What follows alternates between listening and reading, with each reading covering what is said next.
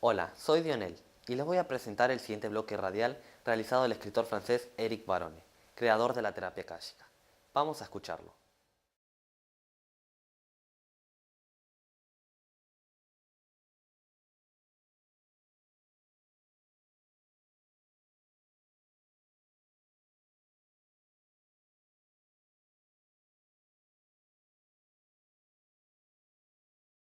¿Por qué estamos siempre angustiados, pensando en qué forma podemos trabajar para estar más contentos?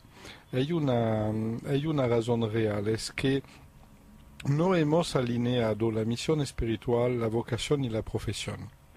La misión espiritual es el convenio firmado con Dios según el cual tenemos que cumplir cierta tarea en el planeta.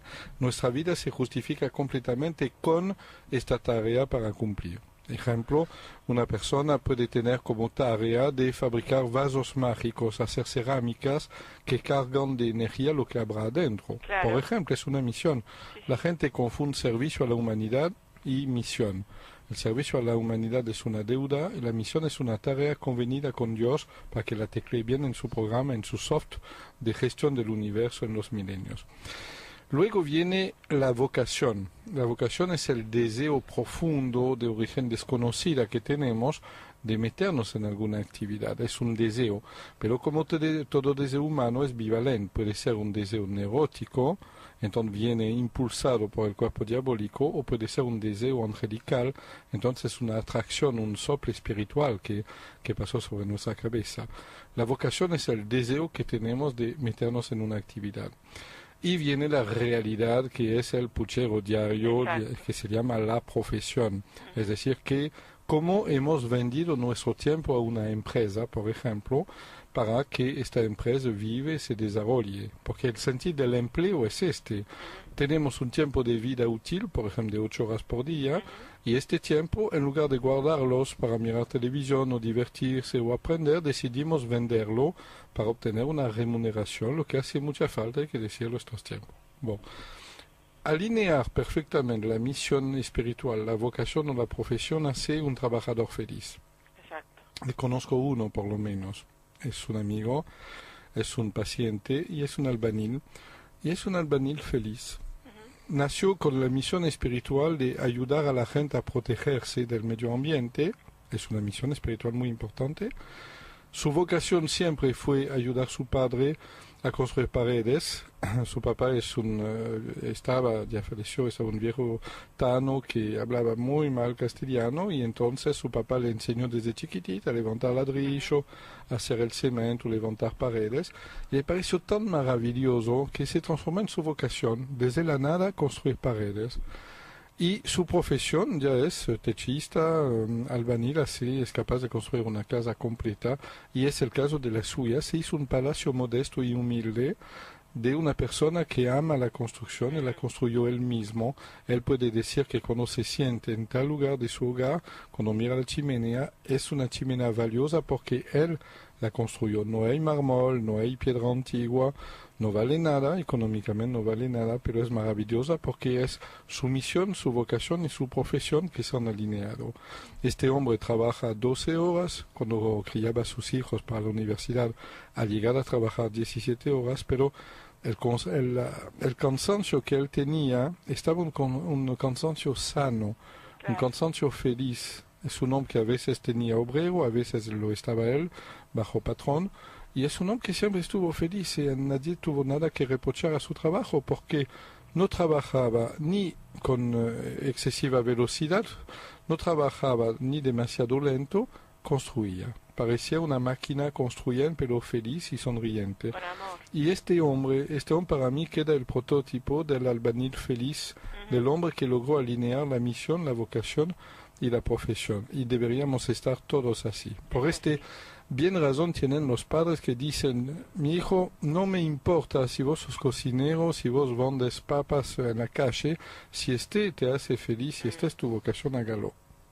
Este sería muy lindo. Y claro que es choqueante ver un hijo de médico, de una familia medio burgués, hacer un trabajo más inferior que el hijo de la portera, que ya es ingeniero informático. Pero este es el error del orgullo que los padres tenemos. El orgullo social es este y es un gran error. En realidad, la clave que todos debemos perseguir es este: lograr alinear la misión, la vocación y la profesión. Yo he contestado a vuestras preguntas los tres, porque estamos angustiados de regresar a la oficina el lunes porque no sabemos que nos estamos equivocando. Hace 20 años que vamos en esta maldita oficina con estos malditos compañeros y en realidad no sirve.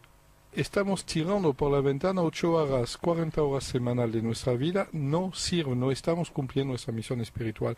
Se puede corregir en una consulta, por ejemplo. Eso le iba a preguntar, profesor. Sí, porque la misión a veces, si no la podemos cumplir en el trabajo, la debemos cumplir como hobby, por lo menos. Entonces, si una persona tiene por misión, ejemplo, una persona tiene por misión fabricar vasos y recipientes sanadores, y esta persona, que es contador de profesión, nunca jamás podrá cumplir su misión en su profesión, es imposible.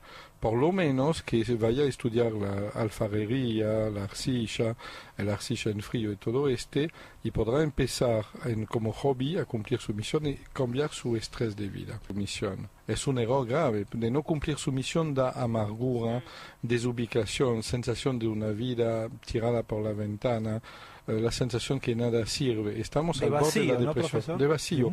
Y empieza particularmente desde los 40. Terminado el primer ciclo de los 40, en el segundo de 40 a 80 empieza la amargura de cómo usé mis 40 primeros años. Por ese motivo, la gente de más de 40 años, aparte de cuidarse el corazón, debería cuidar su misión espiritual. No es una pregunta maravillosa para un adolescente, pero que tiene un sentido ya de emergencia, de prevención y de emergencia por una persona de más de 40 años. ¿Tiene algo que ver los chicos que dicen, bueno, yo quiero seguir veterinaria, ingeniería, y están 15 años estudiando y no se reciben, que se hayan equivocado por eso? Muchas veces sí, una persona toma el camino equivocado. Las razones por las cuales uno se mete a estudiar algo son a veces afuera de lugar. Una chica se enamoró de un muchacho, el muchacho estudiaba Derecho, se mete en Derecho. Y finalmente tiene un amante médico. Después tenemos... Eso estuvo bueno, profesor. Después, la otra razón, un muchacho ve que... El padre, claro, también. Por ejemplo, ve en una película que un cirujano es un hombre respetado, autoritario, y él no se da cuenta que lo que busca es respeto y autoridad de los demás porque tiene un enorme complejo de inferioridad. Sus neurosis, este es un deseo neurótico, van a hacer que va a ambicionar de ser cirujano. Y a medida que se va a ir desarrollando, descubre que lo que lo hace feliz es andar en bicicleta. En realidad hubiera debido ser corredor en bicicleta y no un mal cirujano en realidad. Y la clásica, profesor, yo soy médico porque mi papá es médico y mi abuelo fue médico y después de 20 años de profesión me di cuenta que no quería ser médico, ¿no? Le da una amargura. Es una amargura. Me recibí y fui a hacer artesanías al bolso. Claro. Exacto. Yo me recuerdo de un joven superdotado que tenía un coeficiente de 160 en Francia, que estaba el hijo de un amigo mío, un político importante que desempeñó un gran papel en el Ministerio de la Justicia en Francia, y estaba la desesperación del padre. Tuvimos peleas homéricas, el padre y yo, porque el chico a los 18 se recibe de no sé qué y decide de transformarse en pescador, en barca, en Marsella. Entonces se metió de pescador y vive feliz así bajo el sol, el mar y todo y tiene razón.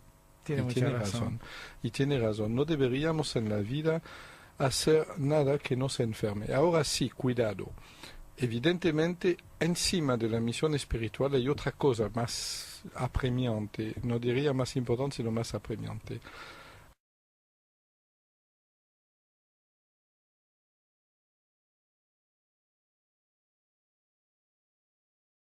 Hola, soy Adriel y les quiero recomendar el siguiente fascículo que está relacionado al bloque que vieron anteriormente, el cual encontrarán en el portal.